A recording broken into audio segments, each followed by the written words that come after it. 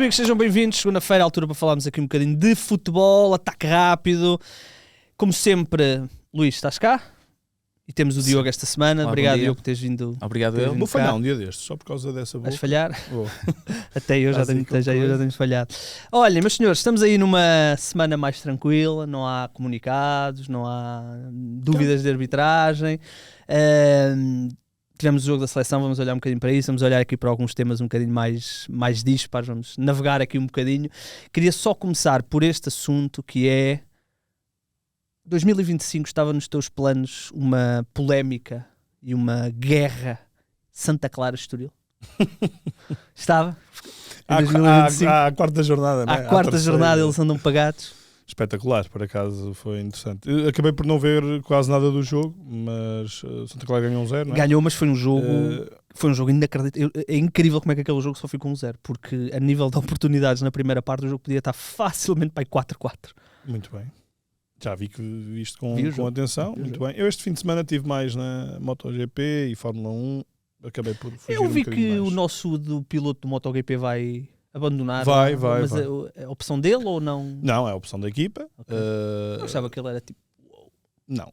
Ele para nós é o WoW, obviamente. Okay. No MotoGP é, digamos que classe média. É verdade que se calhar, tendo em conta algumas vitórias que ele teve no início, se calhar ambicionou-se a mais. Ele, desde que foi para a nova equipa, as coisas não correram bem.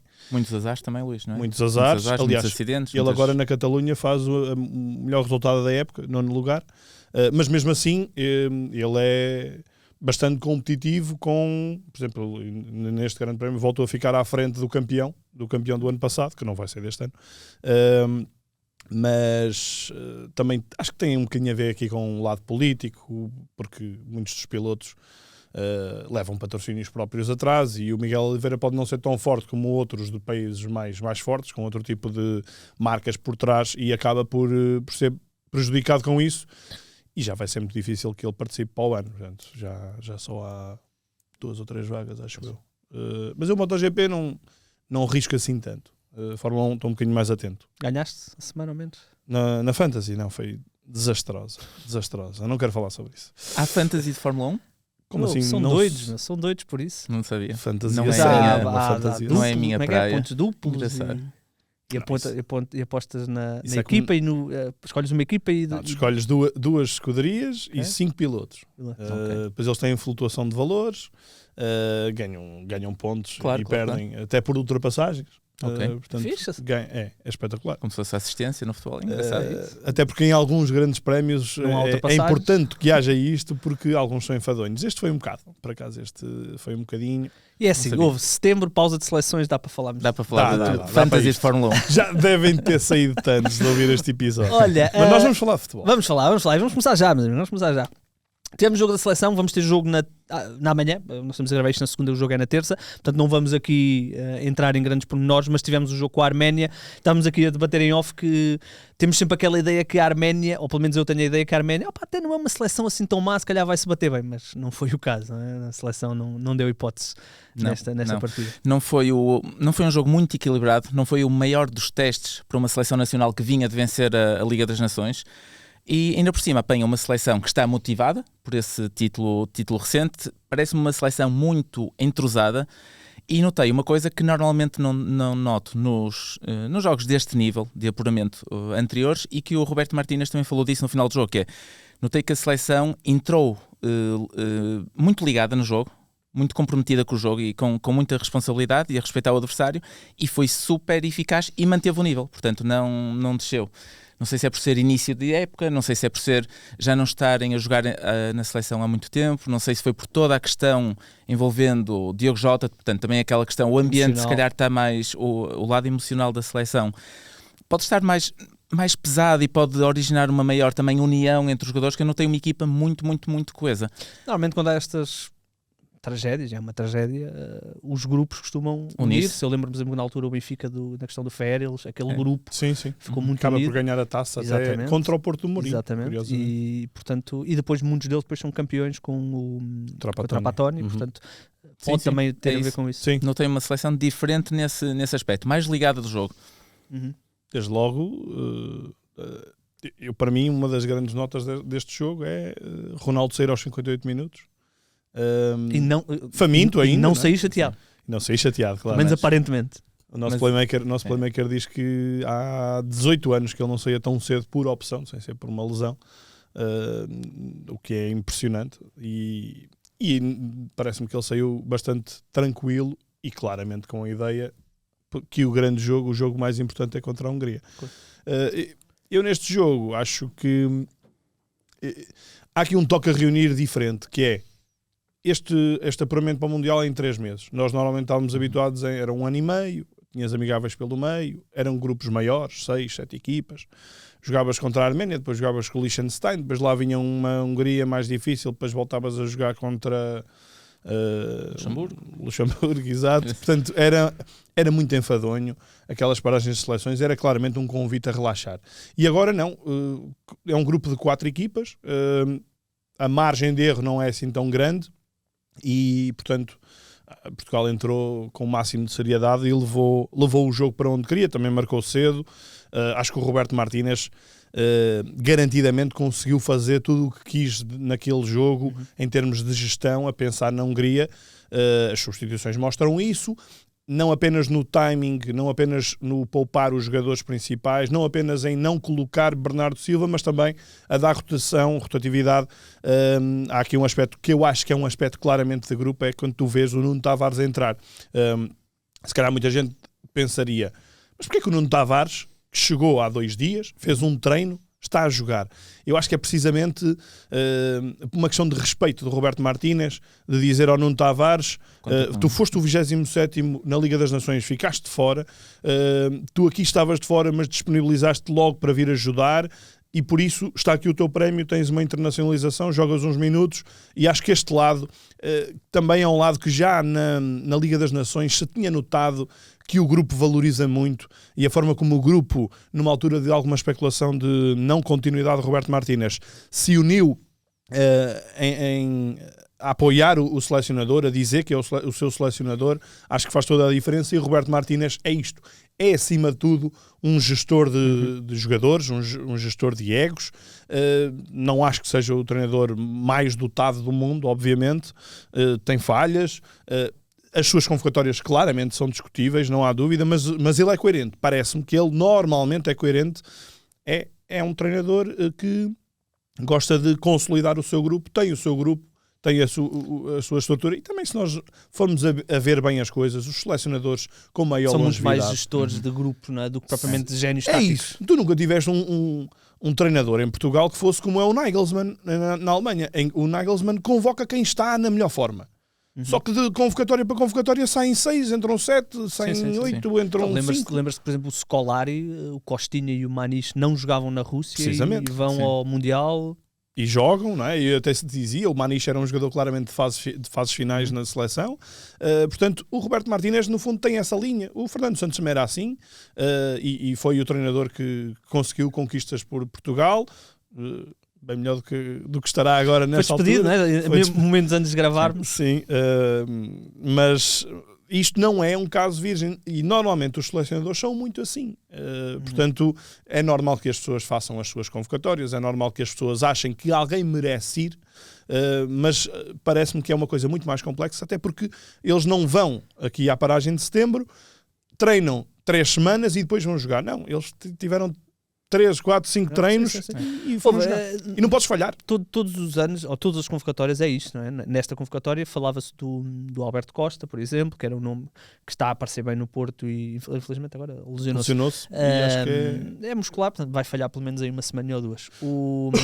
Ou seja, mas todas as convocatórias há isto, não é? Há aqueles jogadores que estão em boa forma, mas normalmente os selecionadores vão sempre, por exemplo, Cancelo, que está a jogar na Arábia, vale o que vale, mas merece a confiança e sempre que está disponível é ele o titular. Mas eu queria falar de um assunto porque obviamente gerou pré-jogo as dúvidas, que foi a utilização do João Félix como titular, João Félix e Ronaldo, que estão a jogar juntos agora no Al Nassr. Para já, surpreendeu-vos que João Félix fosse logo assim titular? Ele não tinha jogado 1 minuto na Liga das Nações, se bem se recordam. Surpreendeu-vos, e por outro lado, quando tu tens 2 jogadores, ainda por cima a jogarem todas as semanas juntos, e ainda por cima nas mesmas posições, ou seja, com os mesmos entrosamentos, não deixa de ser uma mais-valia, independentemente se é na Premier League ou na Liga da Arábia, que é ter o João Félix e o Ronaldo, que devem estar a aprender a conhecer-se bem agora nesta fase. Pode ser uma arma também para usar pelo Roberto Martínez. Sim, eu acho que é uma arma interessante que não deve ser descurada, não é? Também na linha dos selecionadores anteriores também há muito aquela coisa de encontrares partes do esqueleto que funcionem bem. Lembramos-nos do Porto 2004 que fomentou a seleção, lembramos-nos do Sporting 2016 que fomentou a seleção, e acho que aqui não é no mesmo nível. Ali um Sim, aqui tens o Paris Saint-Germain acima de tudo, mas esta coesão, esta conexão também que existe entre os dois parece-me relevante, mas aqui com um aspecto importante é que o João Félix e o Ronaldo não são propriamente jogadores que participem muito ativamente no processo defensivo. Isso no futebol árabe, em conceito, não traz grandes problemas, porque a equipa é tão melhor do que grande parte das outras que não há esse problema. Aqui é preciso outro tipo de solidariedade defensiva. Não me parece que o João Félix já seja agora alguém outra vez capacitado para ser titular da seleção, mas vem baralhar as contas. Isso aí não tenho grandes dúvidas, porque o Francisco Conceição está a ter um começo aos poucos na Juventus. É um jogador que dá intensidade à equipa, entra sempre bem. Como é que o chamam? Espalha brasas. Espalha brasas. Abana com o jogo, quando o jogo está. Sim, está claramente, tem muita qualidade, mas na seleção também ainda é alguém longe da titularidade. A verdade é que, por norma, quem jogava até mais do lado esquerdo era o Rafael Leão, que perdeu o lugar na Liga das Nações. O Pedro Neto tem aparecido muito. Há Bernardo Silva, que vai jogar. Sim, depois na malta do Sporting, o Trincão e o Pote. Exato, podem baralhar também tiveram aqui algum... O Kenda, que já esteve e saiu agora. O Kenda não chegou a jogar, pois não. Não. Era aquela coisa de bater o recorde do futre, depois não. Mas o João Félix, eu há muito tempo que achava que o João Félix tinha que se conseguir afirmar nesta seleção, e a verdade é que não conseguiu.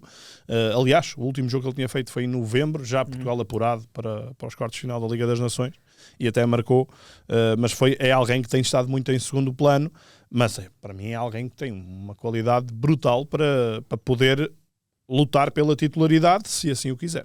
Mas não é para todos os jogos, não é? Não, e é isso. E o Luís, curiosamente, falou aqui do Euro 2004 e do Euro 2016, que eu tinha apontado, porque, pegando nesta questão da micro-sociedade Ronaldo-João Félix, que vai agora começar a criar-se, e já temos uma outra micro-sociedade, que é o Vitinha e o João Neves, que este e mais o jogo... Nuno Mendes. E mais o Nuno Mendes. E que neste jogo passado jogaram os dois no meio, portanto, algumas das últimas vezes que tinham jogado os dois, o João Neves tinha começado numa posição mais de lateral direito, para depois fugir para o centro, e neste jogo o Bernardo foi sacrificado, entre aspas, e eu acho que a seleção, e visto que eles têm pouquíssimo tempo de treino, pouco tempo para rotinar movimentos, eu acho que as seleções, quanto mais micro-sociedades tiverem dentro do campo, eu acho que vai ser mais vantajoso. Fomos vice-campeões da Europa no Euro 2004 com o meio-campo do Porto Mourinho. Euro 2016 fomos campeões da Europa. Mesmo em 2006, portanto, Mundial logo assim que vamos às meias-finais. Foi dos melhores resultados recentes nos Mundiais. Ainda era aquele Porto, ainda que já há um bocadinho desfeito o próprio Porto, não é? Mas... Claro. Sim. 2016, Adriano Silva, William Carvalho e o João Mário alternando entre a linha e uma posição mais central, e fomos campeões da Europa. E mesmo o Cédric, que aparece, ganha o lugar ao Vieirinha. E, portanto, eu acho que agora, sinceramente, eu acho que o futuro e o sucesso próximo da seleção vai depender muito do Vitinha, do João Neves, do Ronaldo, do Nuno Mendes também, porque ainda por cima o Nuno Mendes tem muito jogo interior no Paris, e também do João Félix, que eu acho que o João Félix agora vai começar a crescer na seleção também, porque vai estar bem com o Ronaldo, estou a falar dentro, futebolisticamente falando, fora não importa, e entre eles vão criar muitas ocasiões, porque o Félix tem uma vantagem, confere muitas opções de jogo, mais por dentro, onde às vezes o terreno está muito populado e pode ser mais chato conseguir situações de perigo contra adversários melhores que a Arménia, mais coesos. Acho que o Félix nisso vai ser muito interessante, e porém tem o outro fator que pode ser visto como uma desvantagem contra adversários teoricamente superiores. Portugal tem que ter um compromisso defensivo maior. E aí se calhar o Bernardo. E aí se calhar o Bernardo, porque já vamos ter o Ronaldo, que já não tem capacidade para fazer esse trabalho defensivo. O Leão também não o fazia, e se calhar por isso é que perdeu também o lugar para o Pedro Neto na Taça das Nações, que o Pedro Neto trabalha imenso. Eu gosto mais dele do lado esquerdo do que do direito. É onde ele joga no Chelsea, não é? Do lado Sim, esquerdo. para mim- Ainda que com o aparecimento do Ângelo. É onde eu gosto mais dele, e ele trabalha muito. Portanto, eu acho que esta questão do Félix vai depender muito do adversário que apanhamos pela frente, mas eu acho que o caminho de sucesso do Portugal vai ter que ter uma presença mais assídua no futebol da seleção. E esta ida para a Arábia, eu também tinha aqui este apontamento. Muita gente vê os jogadores, e na por cima Portugal começa a ter um maior número de jogadores a jogar na Arábia Saudita, e muita gente vê o lado negativo, que é o lado do ritmo do jogo. Que os jogadores se calhar não têm aquele ritmo, aquela preparação, e chegam se calhar não tão bem fisicamente ao futebol das seleções. Por outro lado, há outra questão, e em casos super profissionais como o Ronaldo, eu acho que o Ronaldo tem a inteligência para saber manter a sua forma na Arábia, de modo a chegar nas perfeitas condições à seleção. Eu acho que agora e é na seleção que ele vem subir o nível. Exatamente. Eu acho que o o Ronaldo nunca terá esse problema, porque sabemos da Exatamente. entrega dele. Eu acho que Ficaria mais depende preocupado muito- com os Cancelos, Exato. com o Ruben Neves, depende muito da mentalidade do próprio jogador, mas eu acho que o Ronaldo estar na Arábia pode ser bom para a seleção, porque é uma maneira dele não chegar completamente espremido. Se ele tivesse com a intensidade de uma Premier League, de uma La Liga, era impossível conseguir poupar-se e recuperar-se sem ser tão espremido fisicamente. Portanto, eu acho que o Ronaldo está totalmente focado na seleção. Eu acho que a Arábia é a forma dele manter a sua melhor forma. Eu vou aqui, com o Ronaldo a gente não sabe, mas estamos a falar do último ano, se calhar, do Ronaldo na seleção, ano calendário, não é? Porque acreditamos nós. Sim. Não sei, afim, Será? deduzo que a seguir ao Mundial de 2026 Não possa, não pois, sei, vamos ver. Deixa-me só corrigir, eu disse o Ângelo, eu queria dizer o Estevão no Chelsea. Sim. Não sei. Com o Ronaldo nunca se sabe. Sim, se calhar já nunca se pensávamos sabe. isso há 2 ou há 4. Ele se calhar vai ao Europeu e acaba. Se calhar vai ao Mundial e ele está sempre. Eu acho que depende muito do número, da contagem de golos. Depende do 1000, não é? Faltam Exato. 50, 60, mais ou menos. Não, ele fez 942, não foi? Ele vai aos 1000. 58. 42, Ele vai aos 1000. Apesar de ele não querer marca o 1000 na falar final do dessa Mundial. pressão, ele não se quer guiar, ele não quer assumir que joga para o 1000, e acredito que não, ele joga porque gosta e ainda tem capacidades de fazer gol, pelo menos. Mas tenho a certeza absoluta que ele não vai retirar-se sem chegar na final a esse... do Mundial, acho que é, não sei se é em Los Angeles ou Nem que ele onde é que é. termine a carreira O no... LeBron James a ver o jogo e ele, pumba, gol 1000. Contra a Argentina. Não sei como é que ele vai marcar 58 golos até lá. Essa é a minha... Não, 57. Não, até o Mundial é difícil. É a minha dúvida. Vai ter que jogar mais um ano e meio. Muito bem. Olha, portanto, a seleção joga hoje, portanto, amanhã, desculpem. Portanto, Eu só queria dar uma diz. nota, e passando publicidade, eu por acaso já escrevi um artigo e incluí isso. Primeiro, pelo lado, e eu estou na linha da frente, claramente. Tenho preconceito em relação ao futebol árabe. Acho claramente que é dar um passo atrás, mas respeito quem me argumentar que não é. E é interessante ver a conversa que o Luís Freitas Lobo teve com o Ruben Neves. Okay. Muito interessante. Mas eu queria trazer dessa parte, dessa conversa, o que ele fala sobre a questão do João Neves a defesa de direito. Porque obviamente é tudo muito satirizado e todos nós olhamos para o desenho e achamos, ok, isto não é uma opção que faça muito sentido, mas é muito interessante o Ruben Neves. Eu disse João Neves? Não, disse Ruben Neves. Ruben Neves. E depois Desculpa. falaste do João lateral. João Neves, exato, eu estou confundido. Okay. É muito interessante ver como é que o Ruben Neves explica aquela ação tática e diz, pronto, dá a explicação do começo ali, mas que ele no fundo é um 10. Ele no fundo é um 10 naquele sistema, que é ele, o jogador que tem que estar preocupado a ler o jogo para fazer as compensações. Portanto, o Freitas Lobo até meteu isso no Instagram dele e por isso é... Sim, a ideia do João Neves a lateral direito nós dizemos lateral direito porque temos que categorizar em algum sítio, porque claramente em alguns momentos ele vai estar naquela posição, mas Portugal com bola e normalmente ele joga esses jogos nos jogos até mais difíceis, porque jogou contra a Alemanha, se não estou em erro, não foi? Eu acho que foi na meia-final. A final também. A final com a Espanha, depois, só intervalo. Ou seja, dá uma variabilidade na posse de bola muito interessante para E nós, se Portugal. pensarmos bem, e se olharmos para o João Neves, nem tem aquele aquele skill set, aquelas características típicas de um defesa direito. Portanto, nós também não vamos pensar, está ali um selecionador que deve perceber mais disto do que nós, que se vai lembrar de pôr um rapaz que até é baixinho, que não é muito rápido, que não vai à o linha. Roberto Martínez percebe mais do que nós? Nós temos muita experiência no FM, Eu acho que sim. temos claro. grandes conquistas, mas é que não tem nada a ver com o... Mesmo fisicamente falando, com o típico lateral direito, para dar profundidade, rápido, tecnicista. Portanto, é claro que há de haver ali alguma, e é bom haver este tipo de programas, como o Luís falou, conversa com os jogadores que estão lá dentro, que treinam, que sabem melhor de qualquer um o que se passa, para explicarem a pessoas como nós e as pessoas que nos ouvem que de facto há alguma lógica, pode nem sempre resultar, e podemos olhar para aquilo e ver ao banco 3 defesas de direitos de raiz que até estão bem nos respectivos clubes, mas a ideia do treinador há de ser alguma e temos que respeitar. Porque selecionadores e treinadores de bancada vamos ser sempre, não é? Mas, Claro. mas até vermos um guarda-redes a jogar numa posição de campo, até aí, isso é que já poderemos se calhar jogar, mas qualquer dia. O Ederson, às vezes, e o Neuer, Sim. às vezes Sim, tentam. isso. Olha, a seleção joga amanhã, portanto, algumas coisas vão ser... Depois faço o tema de dia na na quarta-feira quarta-feira, sobre o portanto, jogo. liguem-se ao 0-0. Mando mais uma Eu Oh, queria... Igor, desculpa só Diz, interromper, vais terminar o tema Não. seleção?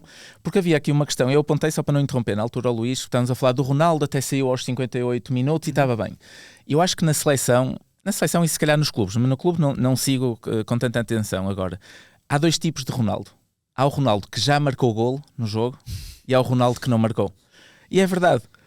E com a idade, e com a categoria, e com o peso e a hierarquia que tem, há 2 tipos de Ronaldo. Há o Ronaldo que, se não marcou golo, marca, qualquer dia marca os cantos direitos também. E há o Ronaldo que, se já marcou, aceita de bom grado. E é verdade, o golo é que determina, eu acho muito. É Ainda claro por cima que, marcou um grande gol, não é? sim, um grande, E até um podia grande ter feito golo. o hat-trick logo a seguir. Sim, portanto, isto não é dizer mal, é verdade. O Ronaldo está num ponto da carreira que pode escolher se sai aos 58 ou aos 70. Eu acredito que ele não decida se sai ou não sai, mas pode escolher se joga mais 20 ou 30 minutos. E se já tinha marcado 2, ele quer marcar mais 2 no próximo jogo, e ele é inteligente para saber que para marcar mais 2 na Hungria, no estádio que é contra o adversário, fisicamente, se calhar das seleções mais fortes da Europa. Alguns parecem os típicos jogadores de rugby.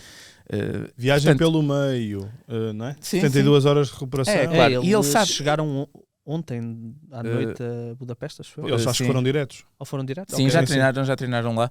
Portanto, ele melhor que ninguém sabe, portanto, o trabalho dele já estava feito e é um Ronaldo completamente diferente, mesmo a lidar com os colegas de equipa. Nós, se repararmos na linguagem corporal do Ronaldo, Sim. antes de marcar e depois de marcar, é completamente diferente. Sim, para o bem e para o mal, mas e será sempre assim. Está ali o Gonçalo assim. Falou bem. O golo... Está a falar, bem. golo- Pera, Sim, depois sim. foi ele pedir desculpa ao Bruno. Pois, Realmente ele podia ter dado aquela bola. o Ronaldo às vezes... Foi no. Mas ainda. Aí ele já tinha marcado. Sim, já. no gol do já. Cancelo, sim. É o 3-0, não é? É o Sim. 3-0, sim. Muito bem. Olha, deixem-me perguntar-vos uma coisa. Quem é o melhor treinador português de sempre? De sempre. Sempre. Desde que nos lembramos nossa, de ok. futebol, portanto, Para mim não Para há mim não há dúvidas que é dúvida. José Mourinho. José Mourinho. Para mim também. É que o José Mourinho foi despedido mais uma vez. Sim. São já alguns despedimentos. E isto E lançou muitos milhões. muitos milhões, sim. E isto lançou aqui algumas. Houve uma fase em que parecia que os treinadores portugueses iam conquistar o mundo, não é? Houve ali uma fase em que tínhamos realmente o melhor treinador do mundo e que tínhamos ali vários jovens a aparecer, como o Marco Silva, como o Paulo Fonseca, e que estavam a dar os seus passos, e de repente as coisas ficaram um bocadinho mais tremidas. O Mourinho, naturalmente, a evolução do futebol, ele também não. Se calhar não acompanhou na totalidade. O Amorim, infelizmente, não está a conseguir colocar o United, apesar de ter vencido o último jogo. Temos aí alguns treinadores na Premier League, mas em equipas mais meio da tabela ainda, que tanto o Fulham como o Nottingham fizeram ótimas campanhas no ano passado. Mas na sucessão de José Mourinho não temos assim propriamente ninguém. Ainda por cima o Fernando Santos também foi... Não é que o Fernando Santos fosse a sucessão de José Mourinho, mas também foi despedido, portanto... Não, mas o Fernando Santos chegou a estar nomeado, não o ganhou. Ganhou? 2016 não ganhou. Não ganhou. Ficou atrás do Já Ancelotti. não me lembro quem é que ganhou. Ou do Zidane. Não, pronto, já não lembro. Não sei. Eu não sei se o Diogo quer começar. Posso Porque começar? Podes Posso começar, começar, porque eu acho que sim. tenho uma ideia diferente da tua. Eu acho que houve aqui...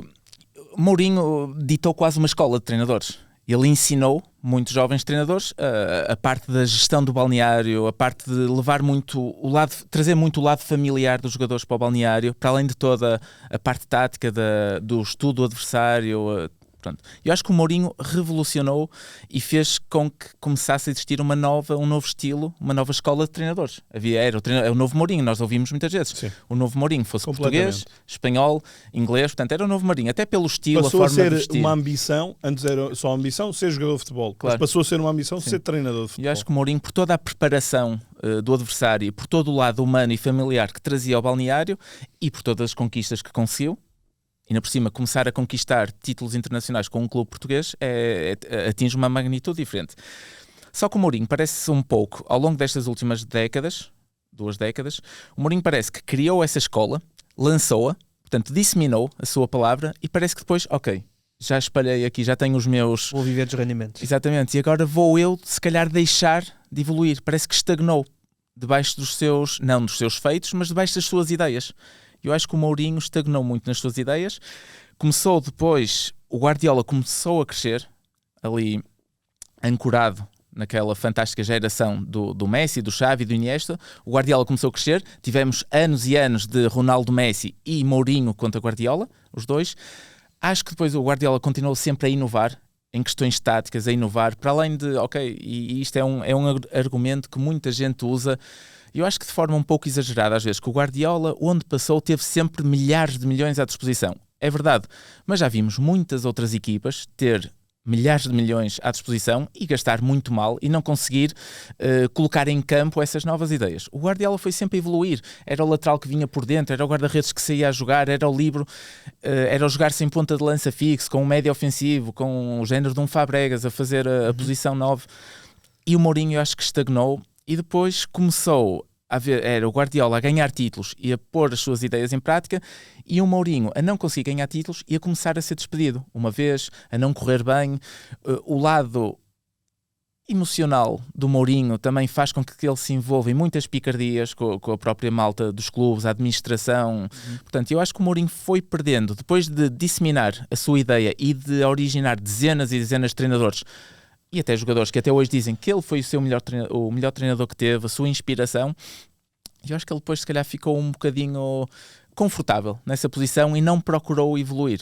Tanto que o futebol do Mourinho agora, se nós vimos o Porto 2004 e o Chelsea 2006 e por aí, e as equipas agora do Mourinho, mesmo taticamente, parece que mudaram muito. Parece que começou a optar por um futebol mais conservador, mais reservado. As primeiras equipas do Mourinho não eram muito isso. Eram equipas muito inteligentes, muito sólidas, mas eram equipas ofensivas, dava gosto de ver. E agora parece que ficou um bocadinho atado nas suas próprias ideias. Luís, eu senti uma mudança no Mourinho na segunda passagem do Chelsea. Portanto, ele é campeão na segunda passagem do Chelsea, e depois tem aquela época onde a equipa fica muito abaixo e ele é despedido aí a meio. E a partir daí parece que vimos um novo Mourinho. Não sei se ter sido despedido, porque o Mourinho quando saiu do Chelsea a primeira vez, o Chelsea não atingiu, não estava no nível dos 2 anos anteriores, mas não era um mau Chelsea. Quando o Mourinho sai do Inter, sai pelo próprio pé. Quando o Mourinho sai do Real, saiu por desgaste, porque o Real continuava a ser uma grande equipa. E a primeira vez que ele é despedido de, ok, isto está a correr mal, nós temos de trocar de treinador, precisamos aqui de uma chicotada psicológica, é nesse momento da segunda passagem do Chelsea. E eu parece que senti um novo Mourinho a partir daí. Não sei se mais frágil, mais inseguro. Eu por acaso acho que não. Eu acho que o momento-chave de Mourinho é, por várias razões, no Manchester United. Porque quando tu andas muito tempo atrás de um objetivo, à procura de um objetivo, tu tens uma motivação de lá chegar. E depois quando lá chegas, tu tens de criar novos objetivos. E esse processo, eu estou a falar isto mais do ponto de vista do ser humano, esse processo não é fácil, tu reinventar os objetivos, e eu acho que claramente em todas as declarações estava implícito que o grande objetivo de José Mourinho era ser o substituto de Sir Alex Ferguson. Não foi, e o próprio admitiu, ou já houve relatos de que Mourinho sentiu muito o abalo de ter sido David Moyes o escolhido. Depois, quando chegou... Mourinho, na altura, estava no Real. Estava no Chelsea. Não, estava no Real, mas estava de saída do Real e não foi ele o escolhido. E quando ele chega à sua cadeira de sonho, e até tem um impacto muito bom, porque ele ganha a Taça da Liga e a Liga Europa, e depois a Supertaça no ano a seguir. E consegue a melhor classificação interna dos últimos anos, acho eu. Sim, é o segundo lugar. É o segundo lugar. Sim, mas nunca mais conseguiram. Mas na verdade... notou-se sempre que ele esteve ali um nível Sim, abaixo. E esse United, eu gosto muito do United, portanto esse United, quando se fala dos milhões do Guardiola, esse United era o United dos milhões. Eles contrataram o Lukaku por quase 100 milhões, contrataram o Pogba, que ainda é a contratação mais cara da história do Man United, 100 e tal milhões, e a equipa jogava pouco. Pouco. Jogava muitas vezes com 2 trincos, e os adeptos ficavam doidos com isso, e sim, houve jogava o jogo muito direto. Mata também. Sim. Que ele tinha dispensado o Mata do Chelsea e depois vai apanhá-lo ao United. E há mais um dado adicional, que é aí que se dá a separação com o Rui Faria. Também. E Mourinho, eu acho que Mourinho tinha um carisma inigualável quando aparece, mas tinha uma equipa técnica muito forte, muito coesa, José Moraes, Silvino Louro, Baltomar Brito, o Rui Faria, o Vilas Boas como também no scouting. Portanto, e depois essa equipa foi-se desfazendo, e acho que o último, e se calhar o maior pilar dele, pelo menos era o que se dizia, em termos de treino, e é um dos maiores transportadores da periodização tática, o Rui Faria, quando decide sair e ir a solo. E eu também levanto a questão: o que é feito do Rui Faria? Eu estava aqui a pesquisar enquanto o Diogo estava a falar, e ele há 5 anos teve no Aldo Ail. Chegou a ser rumor no Porto aqui há uns anos, há alguns anos, mas nunca deu aquele clique. Nunca, e agora tem 50 anos, e eu realmente questiono-me, porque será que não faz sentido reaproximarem-se, voltarem a juntar-se? Estou a dizer, como absoluto leigo nisto, nem os conheço, não faço ideia se tem uma boa ou má relação e se faria sentido eles reaproximarem-se ou não. Mas, de facto, para mim é uma pena ver Mourinho com esta incapacidade, vamos dizer assim, de conseguir ter outra vez sucesso. Eu não sei se ele não consegue uma adaptação total ao futebol moderno, se os jogadores também é que não estão propriamente disponíveis para se entrosar no nível Mourinho, mas a verdade é que as coisas uma bagagem, não é?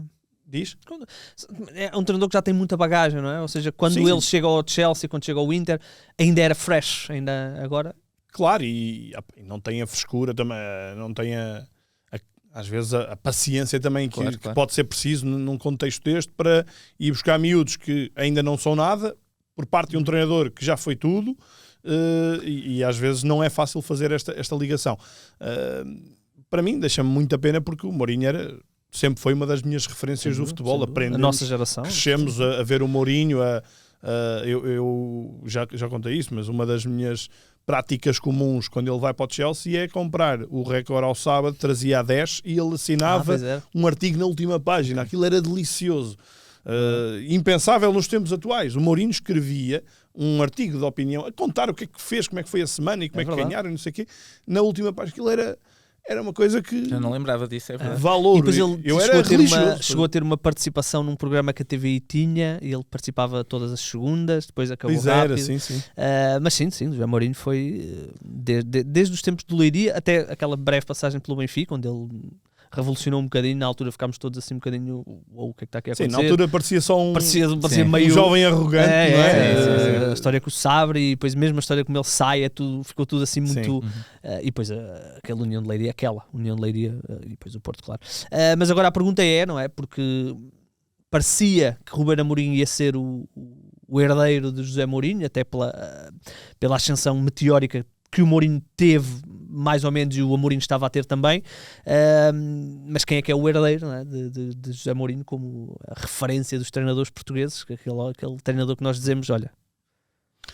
Bem, eu, para mim, não tenho dúvidas neste momento de afirmar que o herdeiro é Ruben Amorim, mas tenho muitas dificuldades em achar que o Ruben Amorim, pelo menos a curto prazo, conseguirá chegar ao patamar do José Mourinho. Acho muito complicado e acho impossível no contexto onde ele está. Portanto, no Manchester United, a menos que o mantenham lá 5 anos e que lhe deem as peças, e que ele tem também que conseguir esse sucesso, mas acho que aquilo já está num ponto tal que vai ser muito difícil reverter. Agora, eu devolvo a pergunta a vocês os dois, se vocês hoje fossem o presidente de uma grande equipa europeia, quisessem ir buscar um treinador português, quem é que vocês iam buscar? Tem que ser um treinador Tem português. que ser treinador português. Eu tenho... Eu acho que é o Marco Silva. Pois. E nós estamos aqui a falar e ainda ninguém falou do Sérgio Conceição. Não, atenção, há vários treinadores, Sim, sim. Há Paulo Fonseca, há Sérgio Conceição, Abel, Abel que está a Ferreira. fazer também um grande trabalho, o Jorge Jesus. Eu penso, tu perguntaste-me se fosses presidente, e eu penso na minha presidência como uma presidência onde eu consigo viver uma vida relativamente tranquila como presidente do clube. Pá, e para eu viver uma vida relativamente tranquila nunca seria o Conceição, Pois. nunca seria o Jorge Jesus. É isso. Pá, são treinadores específicos, não é? Tens que ter muita... Iam-te dar a volta à cabeça. Eu ia chegar ao trabalho Eu acho a vou para que outro clube. Eu acho que o contexto é muito importante. E se nós olharmos para o caso do Sérgio Conceição o ano passado no Milão, o Milan estava mal, precisava de um abanão a meio da época, e eu acho que Conceição é o treinador ideal para chegar a uma equipa, impor as suas ideias e abanar os jogadores. Mas também Ganhou depende, logo a mas depende, supertaça, não é? depende Sim, do sim, plantel dos jogadores que... Depende. Não é? Depende muito do balneário que se apanha. O balneário do Milan não é um balneário Não. propriamente conhecido por ser exemplar, e Paulo Fonseca teve imensas dificuldades quando Claro. tentou impor as suas regras, e o Sérgio Conceição conseguiu uma terapia de choque que deu logo um título. Afastou logo o capitão, não foi? Ou estou enganado? Teve aquela história com o Calabria, sim, Calabria, que exatamente. não Que era um afastou, dos mas capitães. sim, tiveram ali um bate-boca no final do jogo que levou à saída do Calabria nesse mercado. foi meio ano para outro clube e agora já saiu e foi para Sim, fora. Foi Portanto, para também o Bolonha e depois. E eu acho é que esta questão do balneário é muito importante porque, e estamos a falar, neste caso do Milão, do Paulo Fonseca e do Sérgio Conceição, que são dois treinadores completamente diferentes no tipo de comunicar e de lidar com o plantel.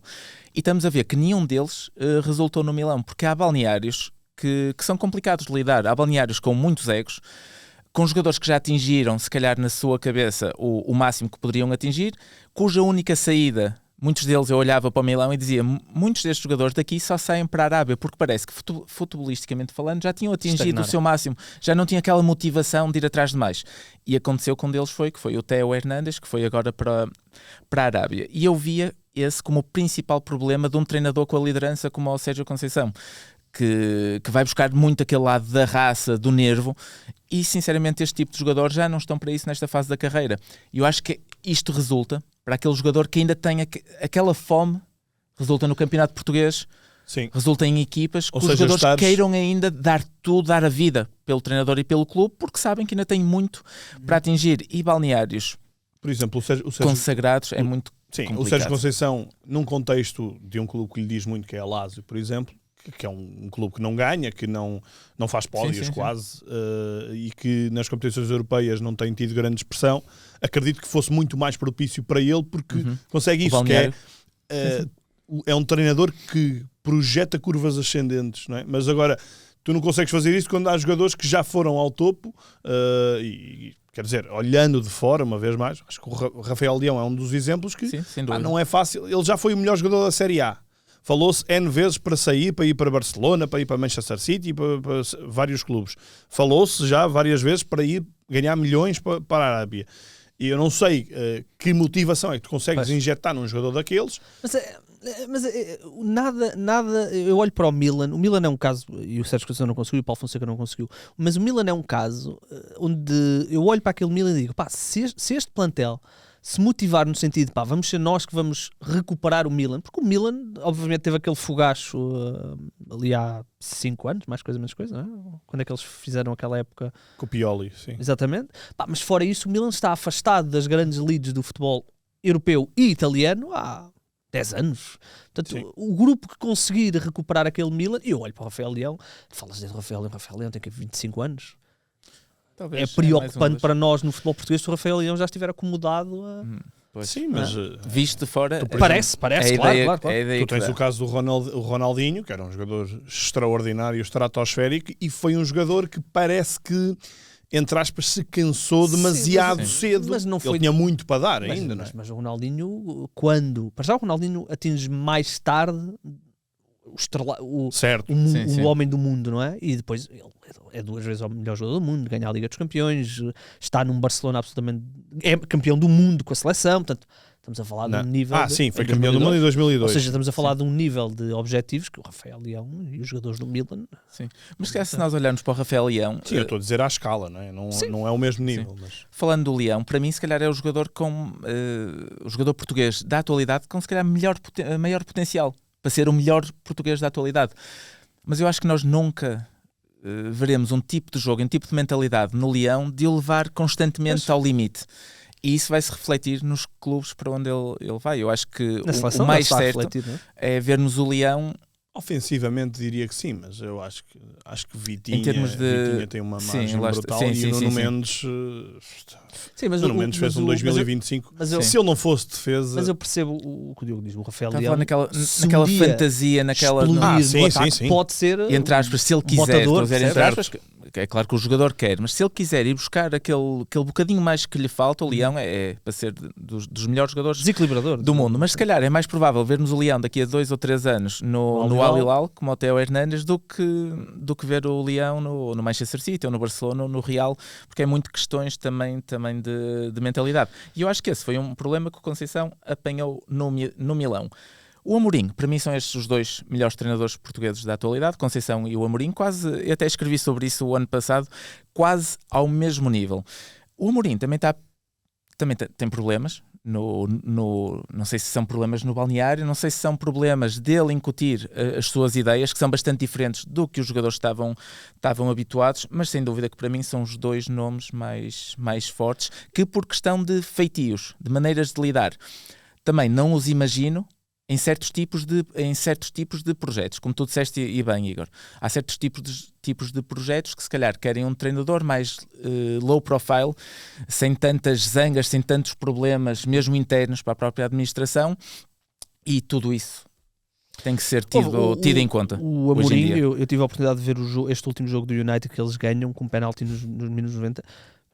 E depois começaram a ser uma série de estatísticas que o United é a equipa com mais toques de bola dentro da área adversária.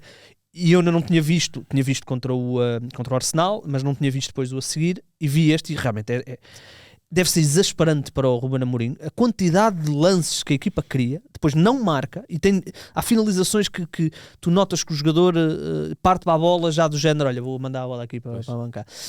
E depois, cada bola que vai à área do United, eu nunca tinha visto nada assim. É uma tremideira.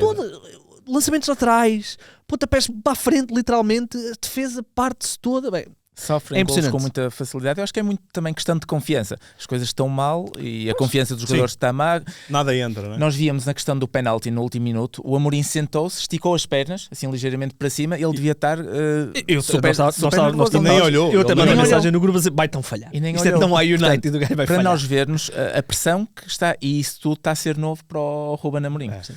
Claramente, mas para mim é mais difícil fazer esse top.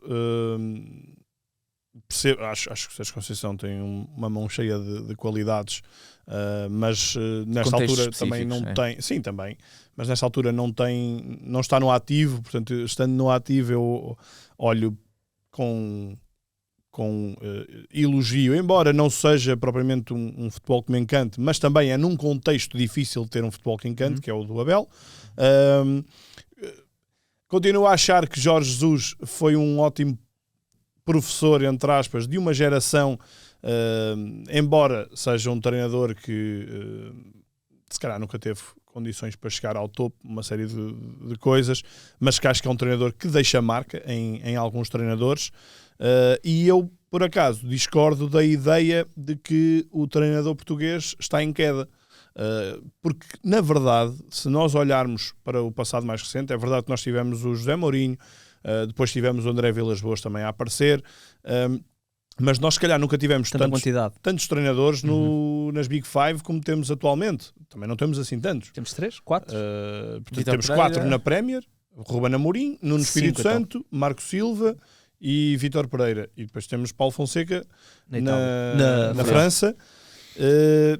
Há o Conceição, há Jorge Jesus, há Abel Ferreira, portanto conseguimos aqui fazer um lote de praticamente 10. Depois tens também treinadores, o Rui Borges e o Bruno Lage vão jogar a Champions. Quantos treinadores portugueses é que vamos ter a jogar a Champions? Quantos é que vão ser? Não sei. Não sei só eles. Não sei. Sim, o Paulo Fonseca não está, a malta de Inglaterra Também não também não conseguiu. está. É isso. Luís são só Castro também agora já está. São só Sim, dá o Luís Castro Luís Castro. também. esses. São só Eu queria Ah, muito ver o Abel na Europa. um teste, não é? Ele vai Eu acabar também, por também. vir à Acho que Europa. se calhar já passou ali o timing.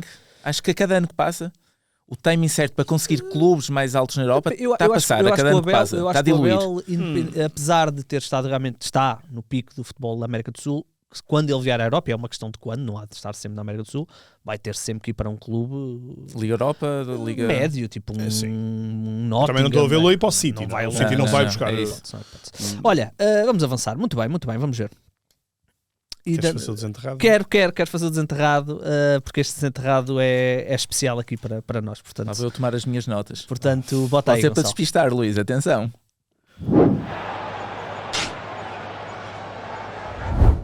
Mas não há Muito bem. Renato, não é? Hoje não há Renato está de férias, mandamos-lhe um abraço para ele aproveitar. Ora bem, este camarada jogou em Portugal. Teve uma passagem por Portugal, jogou em Portugal, Está-se a apontar que ele jogou em Portugal. Isso jogou em Estás Portugal desconcentrado uma hoje. época apenas, foi titular de uma das boas equipas do nosso campeonato, uma das Ok. top do nosso campeonato, foi titular indiscutível, era ele o titular. Fez 40 jogos por essa equipa, não ganhou uma taça da Liga. Ganhou uma taça da Liga. Vai devagar. Muito bem? Portanto, titular, 40 jogos, 40 jogos, uma época com muitos uma jogos. época com muito jogo e ganhou uma taça da Liga. Ok? Vieto. É internacional pelo seu país. Internacional. É defesa. Piccini. Fogo. Falaste dele ontem, não Falei, porque Piccini retirou-se. Retirou-se ontem. Foi rápido. Qual foi o raciocínio? Li uma notícia sobre ele. Ele pôs uma frase muito enigmática, não é? Quase um poema por causa do joelho. Um dia o joelho, e lá me ficou o nome na cabeça Ok. e foi. Piccini anunciou a retirada ontem. Eu não sabia aos que ele tinha 32 anos. sido internacional. 2 joguinhos pela seleção. Ok, não sabia, mas disseste Vieto. Olha, vou tentar então também a É tirar dessa... uma. Era eu. Não é. Eu, quando ele começou, Vieto é pós. quando ele Admito começou, eu que- estava no Ramires, mas depois, quando ele disse só uma taça da Liga, foi para o Sporting dos tempos para ir pós-academia. Sim. Mas Eu não sabia que ele era internacional. Portanto, não estou a Internacional. tirar mérito à minha vai conquista. do- Não estou a tirar ele- mérito, ele- mas não é- sabia. atenção, Admito que não- atirei Mas a minha cena contigo é só quando o Renato está. Exato. Ok. Esta não conta. Não Portanto, conta. o Vieto esteve no ano 17-18 no Sporting, faz os tais 40 jogos, veio do Betis para Portugal e depois vai para o Valência. 8 Exatamente. milhões sim. de euros, pelo menos, Tem segundo os nossos gastos. valores. Mas realmente depois teve muitas lesões. Ele estava a jogar na Suíça, se não estou em erro, exatamente no Yerdon, assim que se diz. É, pronto, então ele já se tinha retirado, É, só faltou o e poema. depois não é? terminou o contrato com essa equipa, não teve propostas e acabou por anunciar ontem que se retirou aos 32 anos, muito novo. Pois. Muito bem. Ele era Eu lembro-me que uma determinada pessoa, pá, também não vou estar a Era dizer eu. quem era. Era eu. Nós na altura andámos, quando ele vem para o Sporting, nós andámos a ver os highlights. Porque os E a highlights do ridícula- Piccini eram horríveis. Eu não consigo compreender porque A é que o primeira- agente fez aquilo. A primeiro Era lance ele a era deixar ele a bola a deixar fora. a bola sair. O segundo lance era ele a lançar uma bola lateral. E nós era, isso são os piores highlights da Pois. história. E Este então jogador nós vai ser- brincávamos aqui, sempre que alguém fazia alguma coisa mal, a gente chamava-lhe o Piccini. O Piccini. Mas acabou por fazer uma época bastante Muito sólida. boa. Sim, acho eu. sólido. Era um Sim. lateral sólido. Era forte fisicamente. Para nós fez forte. uma época estupenda porque nós não esperávamos nada Nada, dele. Sim. Portanto, Foi o pior highlight Era sempre. esse o objetivo do vídeo, era não elevar muitas expectativas Houve, para depois tava, a malta adorar Tava, o e cumpriu, Piccini. cumpriu. Vamos ao isto sim ou isto não? Eu queremos ir a primeira... Vamos lá. Vamos lá? Então vamos lá. Isto sim.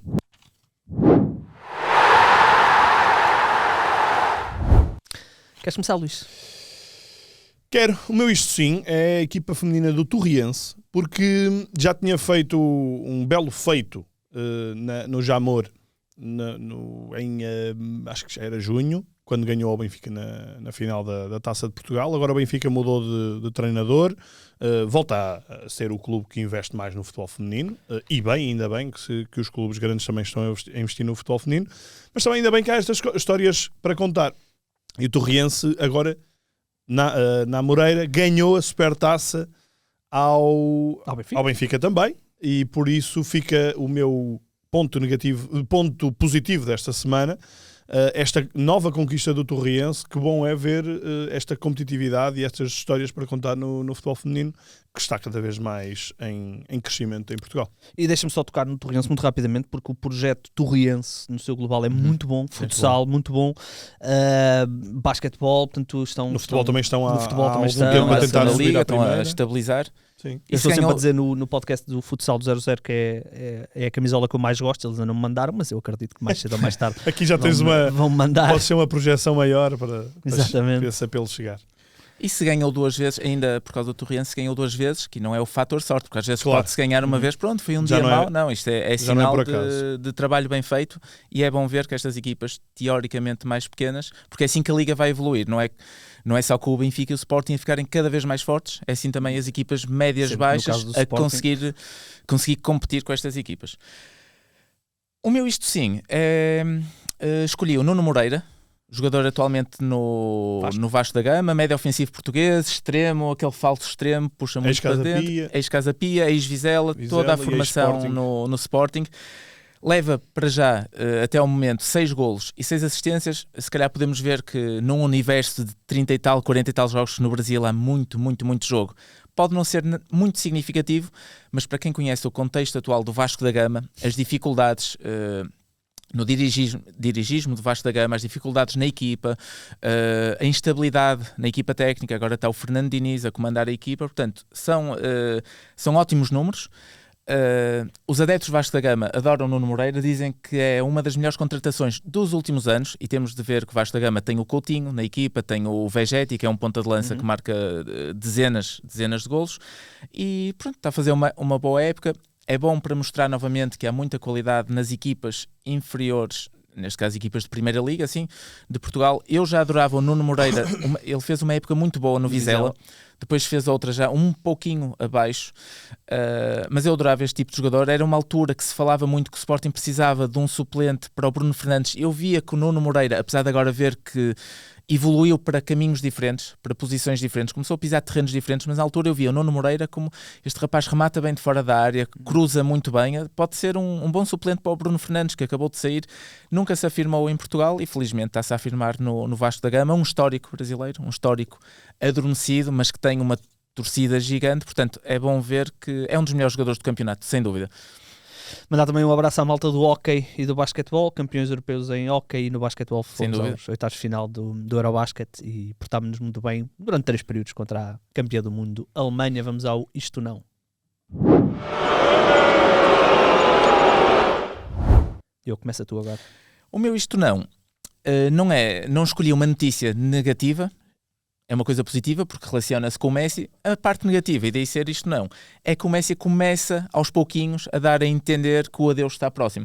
Portanto, esta semana foi supostamente a despedida do Messi em jogos pela seleção em território argentino, e ele ainda disse, não sei se vai haver algum amigável pelo caminho, não sei se vou ao Mundial. Portanto, para todos os efeitos, o Messi não joga mais pela seleção na Argentina. Nem o Otamendi também, mas eu sei que também não é o mesmo nível. Sim, mas sim, também é nota de destaque. O Messi até disse que convocou a família toda para assistir ao jogo, à sua despedida, portanto parece mesmo ser algo a aproximar do final, portanto, e é uma notícia triste porque é sinal que o fim do Messi a jogar futebol está a chegar, e ele ainda não admite se vai ou não estar no Mundial, diz que tem esta idade, que não sabe como chegará até lá, e eu acho que ele vai. Claro, Eu acho que ele vai. Claro. Por um lado era muito bom sair como campeão do mundo, mas quem sabe pode ser bicampeão do mundo, e seria uma coisa estratosférica. É pena que, pronto, neste caso vai ser para Portugal, pois. Lamento, Messi, já tiveste o teu momento. Isso era bonito. Isso era aliás, melhor. o Messi já até podia já ter sonho dois. A melhor da nossa forma, geração é uma final do Campeonato do Mundo, Portugal-Argentina, Messi e Ronaldo. Era a melhor forma dos dois de se despedirem. Um ia sair no Olimpo, o outro ia sair, ia custar a digerir essa hipotética derrota, porque um deles iria perder. Mas e atenção, e eu acho que os Estados Unidos, produtor exímio de entretenimento, não é? Sim, tem que fazer forma de... Acho que conseguia também mexer os cordelinhos para que Portugal e a Argentina chegassem à final. Doa a quem doer. Se a Coreia conseguiu chegar às meias finais daquela maneira que todos sabemos, forma que foi. propiciem lá isso. É verdade. A terra No de Hollywood final. tem que fazer este Luís, final perfeito, este dá-me filme aí o teu- perfeito para Ainda eles. tinhas mais? Não, é só dizer que pronto, é sinal que o tempo passa, que Sim, as gerações passam e que está cada vez mais próxima aquele duelo titãs que nos acompanhou nas últimas décadas, que era Messi e Ronaldo, e que qualquer dia vão ser apenas recordações. Mas Estás pronto, velho, Diogo, estás velho. estamos todos. Eu já estou a focar no Estamos todos. Yamal no e Mbappé Mbappé. e Yamal. Vai ser interessante. Também vai ser O que é que bonito. tens aí Espero disto? que seja Não. mais equilibrado que no ano passado. O que é que eu tenho aqui? Agora esqueci-me. Já sei. Tenho aqui algo que até foi aqui uma sugestão do Diogo e que nós já tínhamos falado disso no fecho do mercado, que é este desfazamento de datas do fim de mercado que desvirtua tudo. Agora temos a ida do Roger do Braga para o Al-Ittihad. Não é pela cláusula, portanto o Braga aceitou. Claro. Mas estes mercados ainda abertos, e tivemos vários dias, a Turquia vários dias abertos, por um lado serviu para resolver alguns sedentários de Onana para baixo, mas por outro lado, se vêm e te tiram um jogador importante, estás a comprometer a tua época. Portanto, meus amigos, fechem tudo à mesma hora, abram tudo à mesma hora, é muito simples. Ainda por cima, A mercados, FIFA que mete a mão nisto, não é? ainda por cima, mercados fortes financeiramente. Mesmo que não levem um jogador, ainda agora um diretor do Galatasaray admitiu que o Porto pediu 45 milhões pelo Diogo Costa. Portanto, isto mexe com a cabeça dos jogadores, mexe com as equipas, porque lá está, são mercados É injusto. muito, muito Tu injusto. muito fortes. tens equipas portuguesas na Liga dos Campeões e tens, acho que é só o Galatasaray que lá está, tens uma equipa turca e o Galatasaray tem vantagem em relação a quase todas as outras equipas. Pode roubar o melhor jogador de um futuro Sim. adversário daqui a 3 semanas. E ou pode isso. estar numa cadeirinha à espera que o mercado europeu feche todo. Ok, agora vamos ver o que é que sobrou aqui. Vamos buscar este, vamos buscar O aquele. entulho, Não é? claro. Enquanto que tu aqui andas em contrarrelógio a lutar contra... Portugal luta contra a milhares Espanha, e- contra a Itália. dezenas não sei contra o quê. todos, países, claro. né? É injusto. Sim, eu só tocar neste assunto, que eu já disse isto algumas vezes, a forma como o mercado está feito no futebol é absurda, né? Dá o poder todo aos jogadores, aquela ideia de que cada vez que um jogador troca de equipa, assina um novo contrato, dá aso depois a situações como o Gyökeres, como o Isaac, como jogadores que se recusam a treinar, e depois temos o sentido inverso, que é quando os clubes tentam recuperar o poder e dá-se o que está a acontecer, que eu acho que é das coisas mais tristes do futebol, a questão do St. Just no Sporting.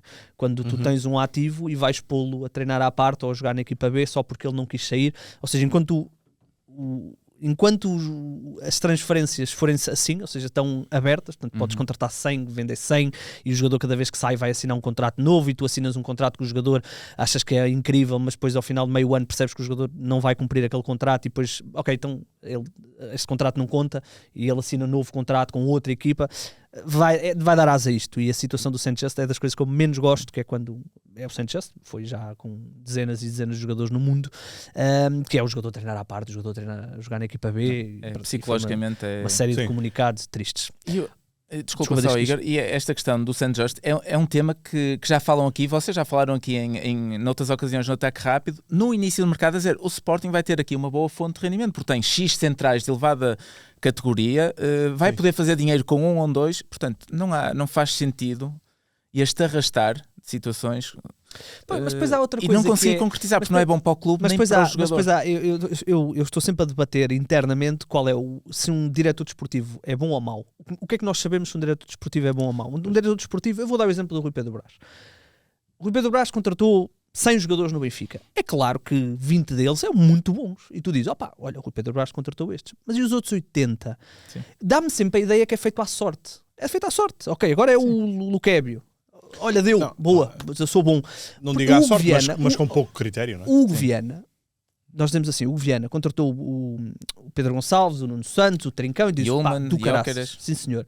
E todos os outros que foram apostas e correram mal. Mas acho que E de, o repente, Viana tem- o Sporting jogava com 3 centrais, de repente mudou e já estás a querer obrigar o St. Just a sair e ele diz, não, só tenho contrato, assinei o meu contrato, lá porque vocês mudaram o sistema e agora só jogam com 2 centrais, eu tenho que ganhar menos dinheiro porque vocês mudaram o vosso esquema sem olhar para o plantel. Bem, vamos à tua rubrica, Diogo, desculpa. Sim, senhor. Tens separador, Gonçalo? Tem sim. Então vamos lá. Muito bem, Igor, obrigado por me passares a palavra. No Amor à Camisola desta semana e pegando no tema Seleção Nacional, que estamos em semana de paragem para datas FIFA, eu escolhi 3 pequenas curiosidades relativamente à numeração dos jogadores em edições de europeus anteriores. Portanto, eu vou começar pelo caso do Euro 1984. Nenhum de nós estava aqui para presenciar, mas são histórias que depois se vão perpetuando no tempo. Rui Jordão, número 3. Exatamente. É? Portanto, O nosso avançado era é o verdade. número 3. E porquê que aconteceu esta numeração muito, parece, aleatória dos jogadores?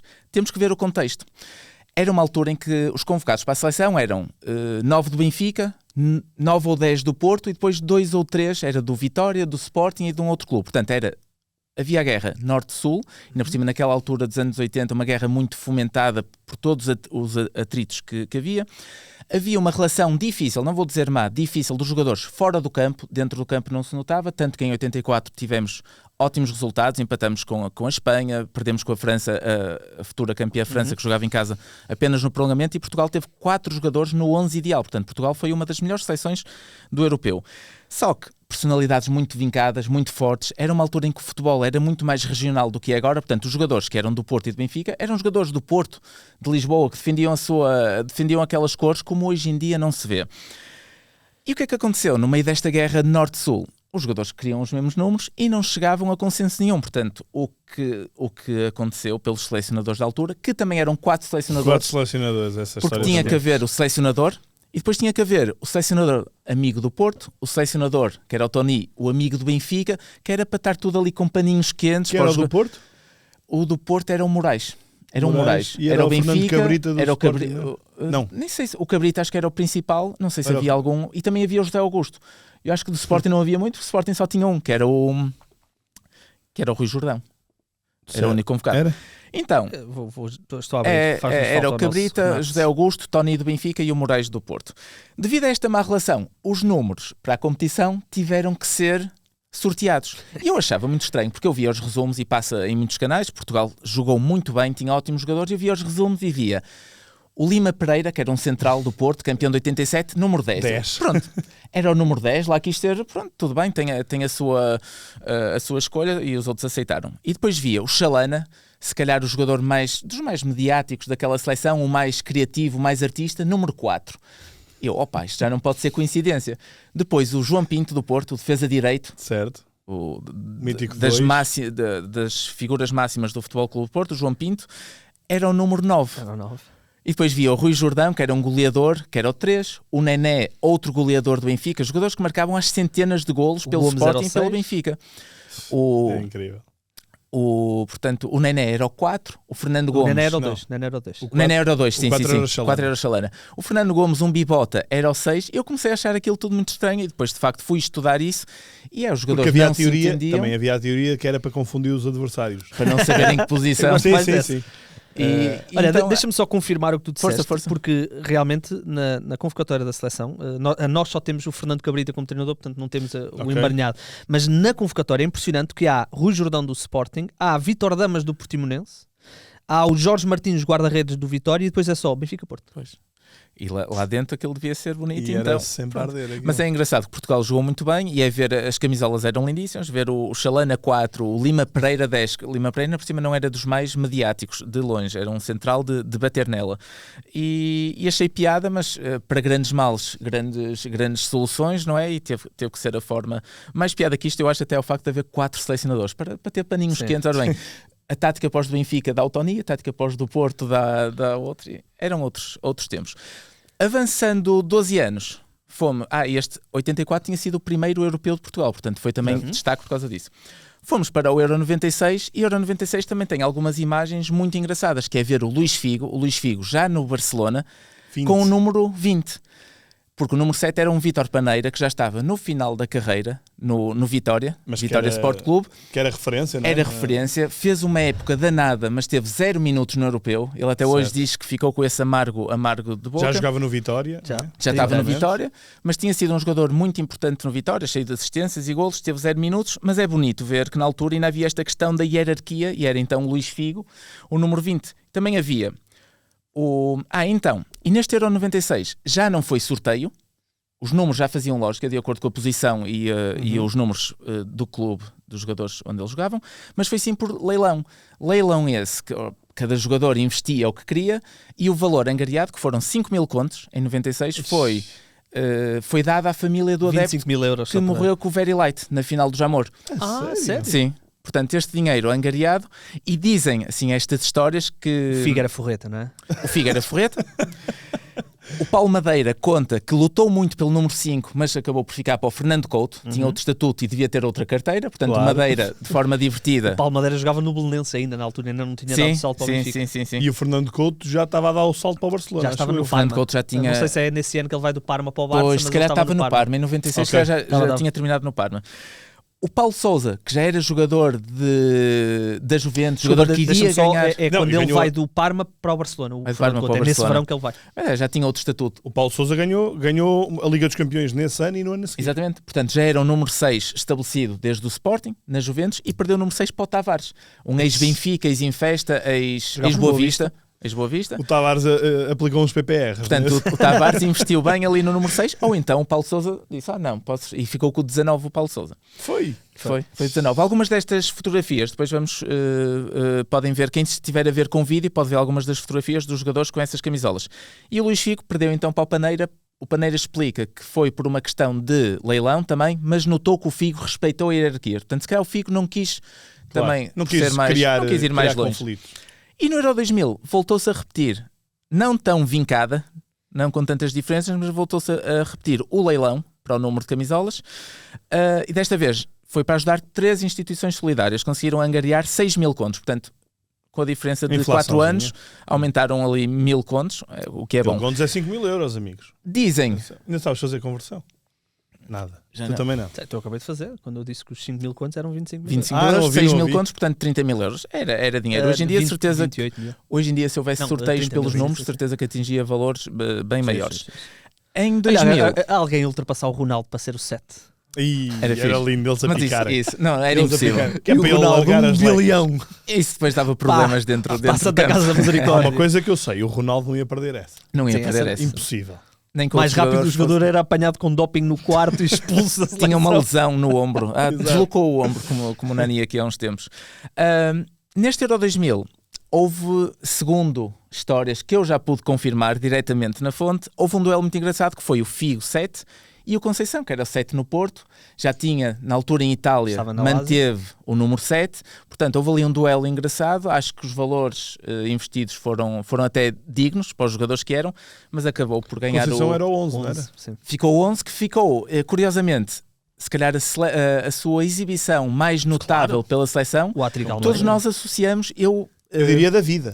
sim, talvez, diria da vida. o hat-trick com o número 11. Eu, por acaso, nunca associaria muito o Conceição ao número 7, mas fui confirmar e era o 7 no Porto. No Porto eu lembrava-me de ver as camisolas 7, mas depois manteve na Lazio, quando conseguiu no Parma, quando conseguiu no Standard Liège, portanto foi mantendo o 7 de forma estável na sua carreira, mas aqui levou o Figo a melhor e, coincidência e pelo destino, a melhor exibição se calhar da vida do Conceição foi com o número 11 e vamos sempre associá-lo ao 11 Sim. na seleção. Estava aqui a questionar. No Inter é que ele não foi o 7, ou foi?